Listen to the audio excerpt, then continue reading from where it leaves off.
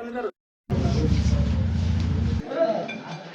ওইখানে ডক্টর রাজাল করিম ভাইয়ের স্ত্রীর আজকে গণসংযোগ নয়, মানে স্ত্রীর একটা সময় ছিল মহিলা জামাতে, ওখানে প্রোগ্রামে তারা স্থানীয় নেতৃবৃন্দ বাধা দেয়, বাধার পক্ষে ইউনিয়ন আমিরের উদ্দেশ্য করে আমরা একসাথে ওখানে যাই তাদের সাথে কমিউনিকেশন করার জন্য।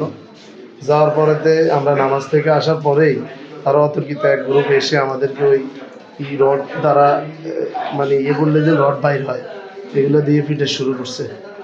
ওখানে স্থানীয় যুবদল এমনকি ছাত্রদলের কিছু লোক আছিল, মুরব্বীরা দাঁড়ায় রয়েছে, ওরা আমাদেরকে এই অতর্কিত আমাকে মাইতে পালাই দিয়েছে। পালাই দেওয়ার পরে আমার মোবাইল নিয়ে যাই, কেউ বলতেছে জবাই করে দাও, তোমাদেরকে জবাই করে দিব আর যদি সামনের দিকে আগাও। এই বলে আমি শুয়ে গেছি, এই কারণে আমার রাখি চলে গেছে। আমি এই পাশে আসি, আমারে রাখি গেছে, আমি যখন অজ্ঞানের মতো হয়ে পড়ে গেছি এই কারণে আমাকে রাখি চলে গেছে। কিছু লোকে কইতেছে, তাদের মধ্যে কিছু লোকে বলতেছে কি ওকে জবাই করে দাও। প্রোগ্রাম চলতেছিল, বিএনপির লোকজন আসে অতর্কিত মহিলা ফাঁকরামের উপরে আক্রমণ করে, তারপরে আমরা যাই, গেলে আমাদের উপরেও আক্রমণ করে। কে আক্রমণ করছে? বিএনপির লোকজন, বিএনপির এখানে যুবদল ছিল, আওয়ামী লীগ ছিল, ছাত্রদল ছিল, সবাই ছিল। এমপি পদপ্রার্থীর দল করিম বাড়ির স্ত্রীর একটা প্রোগ্রাম ছিল, ওখানে আমাদের প্রোগ্রাম করতেছে। বিএনপির লোকজন অতর্কিতভাবে এই প্রোগ্রামকে বানচাল করার জন্য আপনার চেষ্টা করতেছে। আমরা এখানে অনেকগুলো সমস্যা হচ্ছে, আমরা শুনে আমরা নামাজ পড়ে ওখানে গেছি একটু সমাধানের জন্য, কোনো সমস্যা না হয়। এখানে বিএনপির দুলাল এবং আপনার ভাইয়া দুলাল এদের নেতৃত্বে এই সমস্যাগুলো করছে, অতর্কিত হামলা করছে। আমরা প্রায় 10 জন ভাইয়ের মতো আহত হয়েছে। এখানে আমরা তো কিছু নিয়ে আসছি, অনেক মারপিট করছে বেশি আব্দুর রহমানকে, এবং আব্দুর রহমানের মোবাইলটাও নিয়ে গেছে। ওরা খুব মারাত্মক আঘাত করছে, ওরে বলতেছে যে ওরা সুরে নিয়ে আস, ওরা জমা করে দিব। বিএনপির যে দুলাল দাসনাটার দুলাল এবং ভাইয়া দুলাল আরেকজন আছে, এবং রাসেল ভুঁইয়া নামে একটা ছেলে আছে, এরা সরকার সভাপতি হয়ে গেছে। কি অবস্থা হবে ওখানে? প্রত্যক্ষদর্শী 12 নং সরাসরি বিএনপির যে নির্বাচিত সাধারণ সম্পাদক ভরণ ভাই ছিল, এরপর ওনার ডাক দেওয়ার পর ওরা শুনে নাই, ওরা অতর্কিতভাবে ওদেরকে হামলা করে ওদেরকে খুব মারাত্মক মারছে। বিশেষ করে আমাদের আব্দুর রহমান, সে বাঁচবে কিনা এটাই সন্দেহ আছে।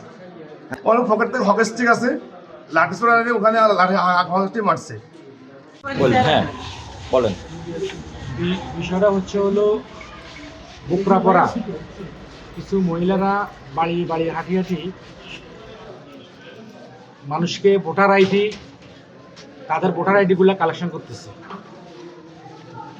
নাকি তাদেরকে কি টাকা পয়সা দিবে 20 টাকা করে নিচ্ছে, 20 টাকা করে নিচ্ছে। ফরমের একটা ফরম আছে, ফরমে সই নিচ্ছে।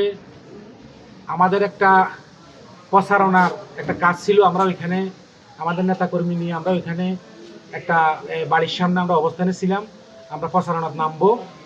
ওই সময়ে এরা সন্ত্রাসী, আমাদের মুরব্বীরা, আমাদের অনেক মুরব্বীজন ওইখানে ছিল, কিছু নামদারি সন্ত্রাসী, তারা জমাত বলে এরা আসি আমাদের এই নেতাকর্মী, আমাদের যেখানে এখানে মানুষজন ছিল প্রায় 5-6 জন, এদেরকে অতর্কিতভাবে বেদম মারপিট করে, তারা লাঠি ছোটা এবং দেশীয় অস্ত্র নিয়ে এসছে।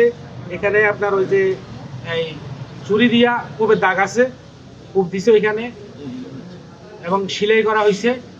ওখানে আমাদের পূর্ব নির্ধারিত একটা কর্মী সভা ছিল, আমরা সেখানে যাই, আমাদের পূর্ব নির্ধারিত প্রোগ্রামের কার্যক্রম আমরা পরিচালিত করি।